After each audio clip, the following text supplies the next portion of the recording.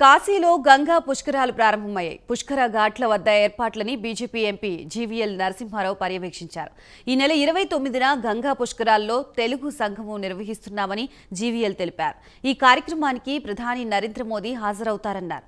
పుష్కరాలకి వచ్చే వారికి ఇబ్బంది కలగకుండా కట్టుదిట్టమైన భద్రతా ఏర్పాట్లు ఉన్నాయన్నారు.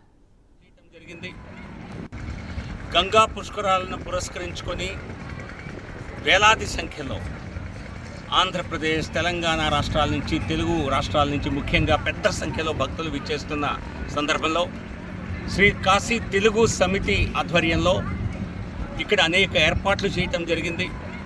జిల్లా యంత్రాంగంతో దాదాపుగా 4 సార్లు మేమందరం సమావేశమై ఇక్కడ చేయవలసినటువంటి ఏర్పాట్ల గురించి స్థానిక అధికారులతో మాట్లాడి జిల్లా కలెక్టర్ గారితో చెప్పి పోలీస్ యంత్రాంగాన్ని కూడా ఆదేశించి అన్ని రకాల ఏర్పాట్లు చేయటం జరిగింది.